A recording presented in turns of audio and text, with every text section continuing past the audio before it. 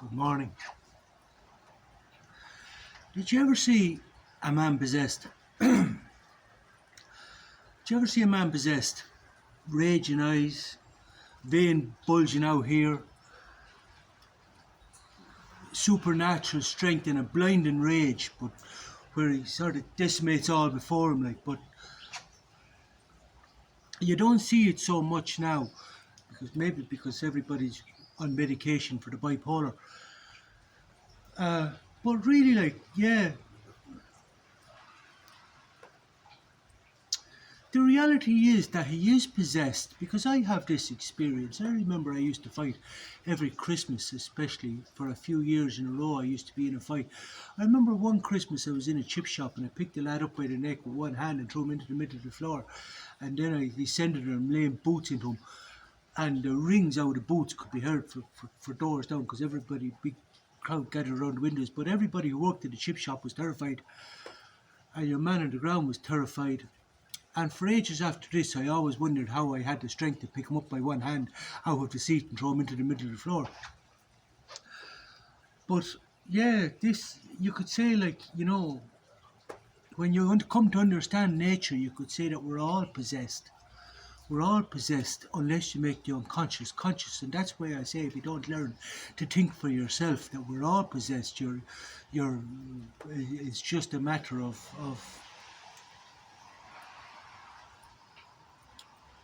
well, there's a number of variables that decide.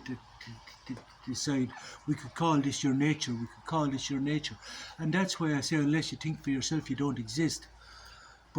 But if you do think for yourself, you can stay in control of yourself, and people don't sort of realise that staying in control of yourself, but they allow others to determine what staying in control of yourself is. But once you sort of realise the main thing I keep telling everybody, that you can't control your thoughts, and if you realise that you can't control your thoughts, then you can focus on what is within your control. If you just realise this, that you can't control your thoughts, you can realise what is within your control, which is your response to your thoughts. And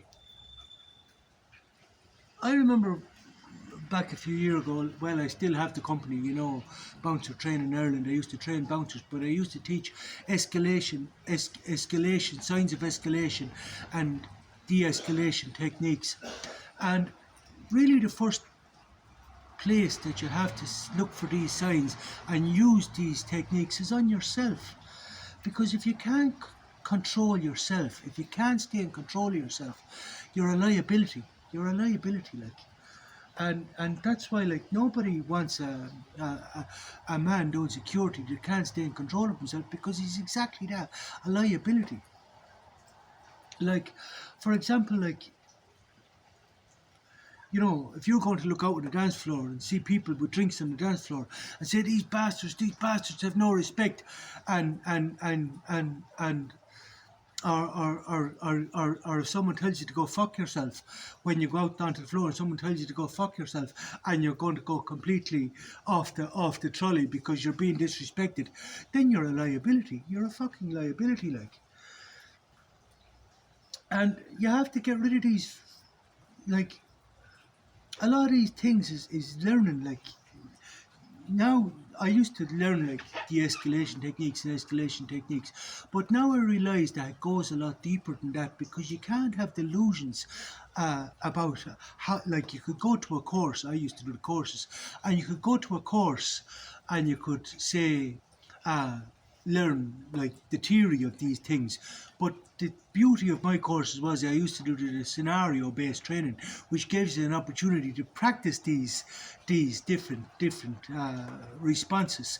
Because believe me, yeah, I used to be able to invoke these reactions, or give people a very good idea of exactly how they'd act, and not how they think they'd act. Because a lot of people used to leave these insufficient state-sponsored half-day courses with a Dunning-Kruger syndrome, with this egotistical idea of how they were going to respond in a situation, but with absolutely no idea of how they would respond. And then when it came to the actual situation, they found that they completely lacked the ability to stay in control of themselves. And staying in control of yourself realizes that you don't control your thoughts, that you can't control your thoughts, that I saw a brief clip of Dr. Grease yesterday talking about, when you meditate, realize that the universe is breathing through you. Realize that the universe is breathing through you. I'm learning how to speak already. But we could say that the same demonic possession is an act of God. It's the universe acting through me. Which it is. Which I'm trying to say. This blind fit of rage is an act of nature. But that doesn't mean that you can't stay in control of yourself, and that's why I say when you can stay in control of yourself, then you can determine the nature of change, and only then you can determine the nature of change. But if you can't control yourself, you can control fuck all. You can control fuck all. You can't control your money. You can't control your environment. You can't control fuck all. And that's why, instead of going out in an aggressive manner, like if you see someone with drinks on the floor, you don't go out in an aggressive manner and say, get off the floor, there's no drinks on the floor, there's no drinks on the floor. All you have to do is walk out and politely say, I'm sorry, but could you take your drinks off the floor? And even if they come back out a second time, you have to still stay polite, and you have to say, I'm sorry, but there's no drinks allowed on the floor. Now, if they come back out a third time, because sometimes when somebody had a few drinks or a few lines of coke, that their cognitive function wouldn't be functioning as perhaps it should. And again, this is an opportunity to work on your character or to strive for excellence in your profession, and walk out. And all you have to say, even if it does go to the third time, all you have to say is something in a polite fashion. Are you fucking deaf? You know what I mean? Are you fucking deaf?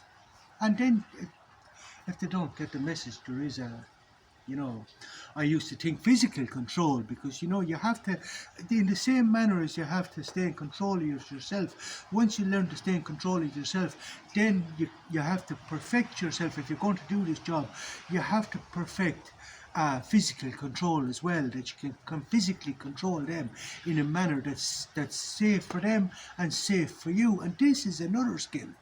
This is another skill. But if you want to do this job, this is what makes a professional job. You have to learn these things. You have to learn these things. You have to practice these things. You can't just do a half-day course and walk out with this stupid fucking certificate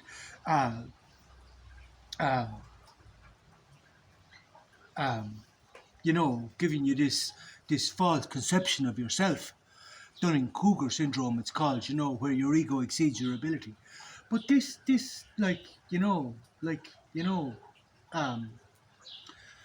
can watch videos like this and you can read all the fucking self-help books you want, but unless you actually start to practice this shit, you can't be any better at this shit. And that's, a lot of this is true introspection and asking yourself, could you have handled things differently? Could you have handled things differently?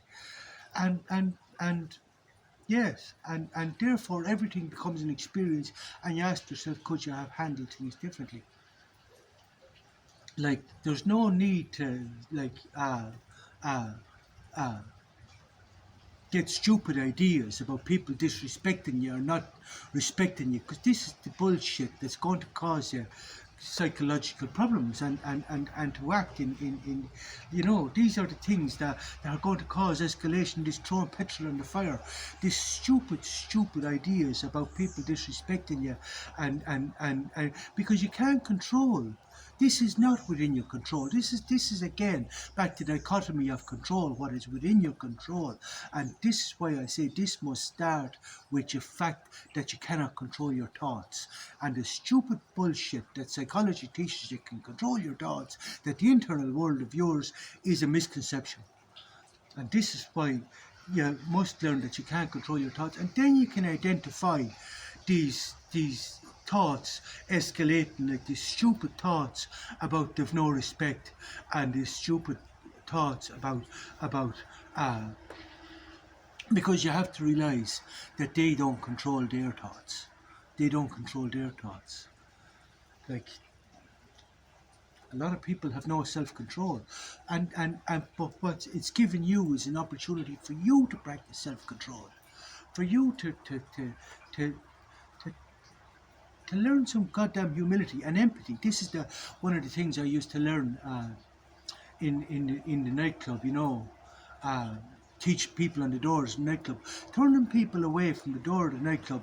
You have to have empathy. You have to realise that you're ruining these people's nights. You're ruining these people's night, and there's nothing nice about ruining somebody's night. And that when you're not out at night and somebody ruins your night, uh, you don't appreciate it and you don't like it. And well, it'll possibly cause you, if you can't control yourself, it'll probably cause you to act in a socially unacceptable manner. And a lot of this might be caused by pride. I always used to say in the escalation techniques, you have to watch for signs of escalation, and a lot of it, these signs of escalation comes from people feeling emasculated, men especially feeling emasculated, or feeling, that they lose face in front of their friends or in front of their girlfriend, and you have to get them a way out. You have to get them a way to save face. And this was one of the techniques I used to say, and this involves humility. You have to, you have to have some humility. You have to have some humility in order to give them a way out, allow them to save face. And this is de-escalation. Take your stupid pride and shove it up your arsehole. If you want to learn how to use your pride, learn how to strive for excellence in everything you do. That's how you use your pride. Strive for excellence in everything you do, including the manner in how you conduct yourself in a managerial position or in a way that you're dealing with people. Strive for excellence. But if you want to strive for excellence in this regard, you must first learn how to control yourself. You must learn how to control yourself, because if you can't control yourself, you can't control anything else. And this is very important to understand. Very important to understand. It doesn't matter what other people think. It doesn't matter what they think. Whether you're crazy, you're stupid, you're poor, it doesn't matter what you think. It absolutely does not matter. And you can't even know what they're thinking. You're not a mind reader. You can just choose the best response in every eventuality, and this is the response that serves you best. And that is not a libelous action. It's not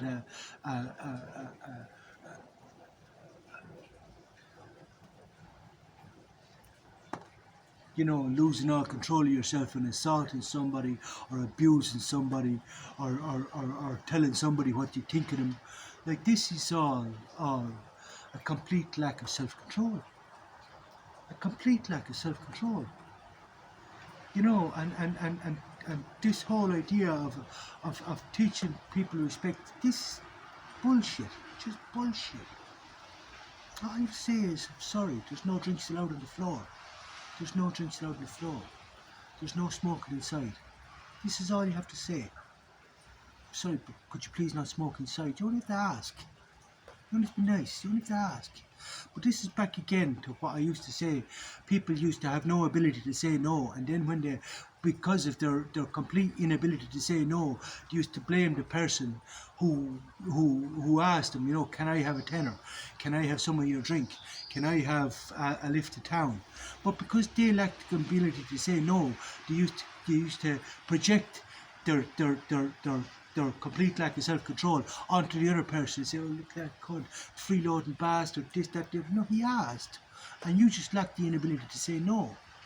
Now, if you lack the inability to control your environment, and you lack the confidence and the assertiveness to be able to say, there's no drinks on the floor, I'm sorry, but there's no drinks on the floor, I'm sorry, but we don't smoke inside, can you please not smoke inside?